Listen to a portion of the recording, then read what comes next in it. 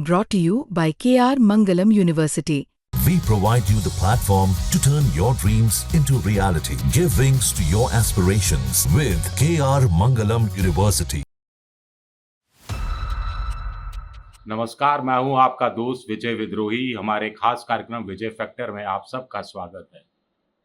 तो बीजेपी के जो ऐसे मंत्री हैं जिनकी ज़बान फिसल जाती है, जो माफ़ी भी मुस्कुरा कर मांगते हैं, जिनके खिलाफ पार्टी कोई कार्रवाई नहीं करती है, मुख्यमंत्री कोई कार्रवाई नहीं करते हैं, उनको हाई कोर्ट और सुप्रीम कोर्ट लताड़ मारता है, लताड़ लगाता है। एक कहावत है कि चौबे जी बने चले थे बनने छब्बे जी, लेकिन दुबे जी बनकर रह गए। विजय शाह तो दुबे जी भी नहीं बन पाए। आपको ध्यान है, ये वही आदिवासी मंत्री हैं मोहन यादव, मध्य प्रदेश की बीजेपी सरकार के, जिन्होंने कर्नल सोफिया कुरैशी को एक तरह से आतंकियों की बहन करार दिया था।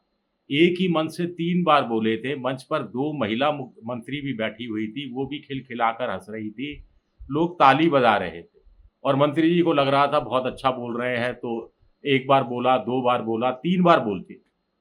फिर जब मामला फंसा और मोहन यादव ने कहा माफ़ी मांगो, कायदे से तो तत्काल बर्खास्त कर देना चाहिए था, लेकिन कहा माफ़ी मांगो, तो मुस्कुराते हुए माफ़ी मांग रहे थे और वो भी अगर मगर के साथ। अगर मेरी बातों से, अगर मेरे कहने से सोफिया कुरैशी का अपमान हुआ है तो मैं माफ़ी मांगता हूँ। अगर फिर साथ साथ जोड़ रहे थे कि मेरे शब्दों को तोड़ मरोड़ कर पेश किया गया। राष्ट्रीय अध्यक्ष जेपी नड्डा फाइल मंगाई है, मामला है, देख रहे हैं। मोदी जी बहनों, माताओं, बेटियों की चिंता करते रहे हैं, लेकिन इस मामले में खामोश। खैर, मोदी जी की तो क्या बात की जाए, हिमांशु नरवानी के मामले में नरवाले के मामले में खामोश रहे, हिमांशी के मामले में। फिर उप मुख्यमंत्री देवड़ा ने कह दिया कि नतमस्तक है सेना जनता के साथ साथ मोदी जी के सामने, तो भी मोदी जी चुप रहे। मोदी जी को लगा कि बहुत शानदार बात कह दी है। ऐसा भी नहीं है कि मोदी जी तक ये बयान पहुंचा नहीं हो, तत्काल प्रभाव से डांट तो पड़नी चाहिए थी। माफ़ी मांगने के लिए तो कहा जाना चाहिए था कि सार्वजनिक रूप से माफ़ी मांगो। खैर, जबलपुर हाईकोर्ट ने जब कहा कि 4 घंटे के अंदर एफआईआर मंत्री विजय शाह के खिलाफ दर्ज की जाए, तो सरकार के काम हाथ पैर कांपने लगे। रात के 11 साढ़े 11 बजे एक एफआईआर तो दर्ज कर दी गई, उसमें धाराएं भी सख्त लगा दी गई मोटे तौर पर, लेकिन एक बड़ी चालाकी बरती गई। उस चालाकी को हाईकोर्ट ने पकड़ लिया और कहा कि क्या मजाक बना के रखा हुआ है, एफआईआर में पूरा ब्यौरा ही दर्ज नहीं है। एक एक घटना का एक एक उन्होंने जो ऑडियो वीडियो जो है उसका, मंत्री जी का जो वीडियो है, एक एक लिंक लगाई है एफआईआर में साथ में। आपने तो एक कहानी कमज़ोर करने के लिए, जब अदालत में मामला चले, सुनवाई हो, तो मुकदमा कमज़ोर पड़ जाए, इस बदनीयती से बहुत सारी बातों का उस रूप में उल्लेख ही नहीं किया जिस रूप में उल्लेख करना चाहिए था। और अब सुप्रीम कोर्ट ने क्या किया? सुप्रीम कोर्ट ने जमकर तमाचा मारा है। ये तमाचा सिर्फ विजय शाह के नहीं पड़ा है, ये एक तरह से मोहन यादव को भी एक सीख देने की कोशिश की गई है, जेपी नड्डा को भी सीख देने की कोशिश की है, और इनडायरेक्ट रूप में हम कह सकते हैं अमित शाह, नरेंद्र मोदी तक ये बात पहुंचाने की सुप्रीम कोर्ट ने कोशिश की है कि ऐसी बदतमीजी आगे से बिल्कुल सहन नहीं की जाएगी। तो विजय शाह की गिरफ्तारी पर रोक नहीं होगी, लेकिन उन्हें जांच में सहयोग देना पड़ेगा।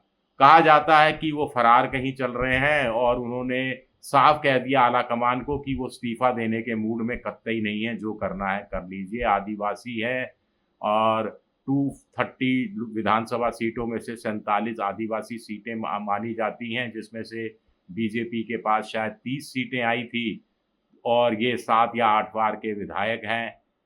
7 या 8 बार का विधायक हो, वो ज़बान फिसल जाए या ऐसी भाषा का प्रयोग करे जिसमें बाद में उसको ये कहना पड़े कि तोड़ मरोड़ कर बयान मेरा पेश किया गया, ये बात पल्ले नहीं उतरती है।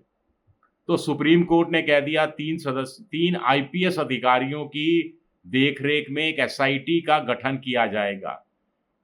कल सुबह 10 बजे तक डीजी को ये 3 आईपीएस अधिकारियों की कमेटी का गठन कर लेना होगा। मध्य प्रदेश कैडर के बाहर के आईपीएस अधिकारी होंगे और ये डायरेक्ट होंगे आईपीएस। स्टेट सर्विस के जो प्रमोट होकर आईपीएस बन जाते हैं वो नहीं होंगे। 3 सदस्यों में से 3 आईपीएस में से 1 महिला आईपीएस होना ज़रूरी कर दिया गया है। सुप्रीम कोर्ट खुद कोर्ट इस पूरे मामले की मॉनिटरिंग करेगा और हर कुछ दिन बाद एसआईटी को सुप्रीम कोर्ट के सामने आकर बताना पड़ेगा कि उन्होंने क्या-क्या कार्रवाई की है, मंत्री क्या सहयोग कर रहे हैं, नहीं कर रहे हैं, कितने बयान लिए गए हैं, कितने बयान देने में सरकार असहयोग कर रही है, नहीं कर रही है। अगला जो आईपीएस अधिकारियों की टीम को 28 मई को सुप्रीम कोर्ट को ये रिपोर्ट करनी पड़ेगी कि उनकी कार्रवाई कैसे चल रही है। तो सुप्रीम कोर्ट की देखरेख में ये सारा मामला हो रहा है, तो विजय शाह बचने वाले नहीं हैं। बहुत मुश्किल होगा उनका बच पाना और ये कड़ी कार्रवाई के लिए कौन ज़िम्मेदार है? सबसे बड़ी बात है कि विजय शाह ज़िम्मेदार हैं, उसके बाद मोहन यादव ज़िम्मेदार हैं, जिनको इस्तीफ़ा मांग लेना चाहिए था।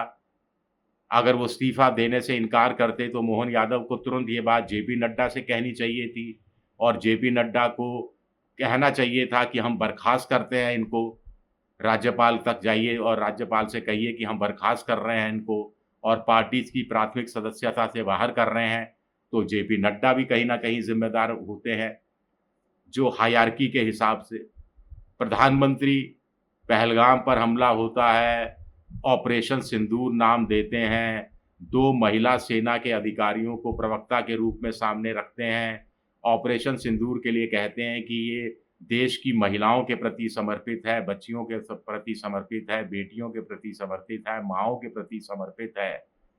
बड़ी-बड़ी बातें इस तरह की जाती हैं, लेकिन एक बदज़बान मंत्री इस तरह का भाषा का इस्तेमाल करता है।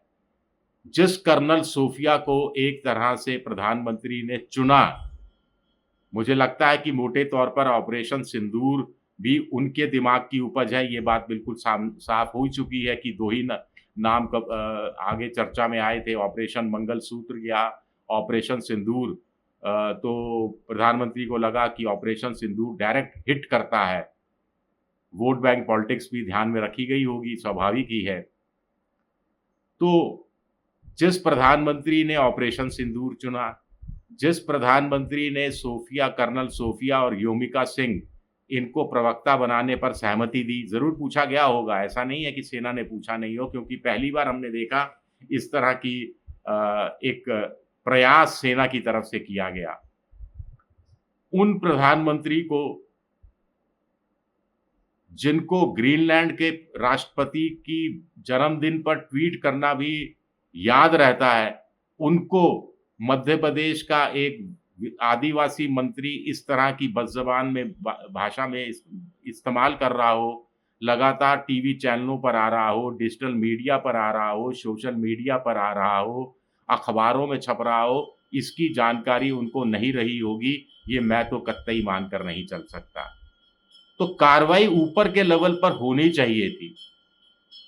विजय शाह को आप हटा देंगे तो मध्य प्रदेश में बीजेपी इतनी मजबूत है, कांग्रेस मरी पिटी मरगिल्ली पार्टी हो गई है, बीजेपी को कोई चुनौती देने वाला नहीं है, दूर दूर तक उसके मुकाबले में कोई खड़ा नहीं है, लेकिन आप ऐसे बदज़बान मंत्री के खिलाफ कार्रवाई नहीं करते हैं। और अशोका यूनिवर्सिटी के एक मुस्लिम प्रोफेसर के खिलाफ तुरंत एफआईआर दर्ज हो जाती है।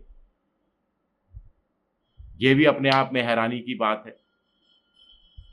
खैर, देखते हैं इस मामले में आगे होता क्या है। शुक्रिया मेरा ये वीडियो देखने के लिए। पसंद आए तो लाइक कीजिए, सब्सक्राइब कीजिए, शेयर कीजिए। शुक्रिया।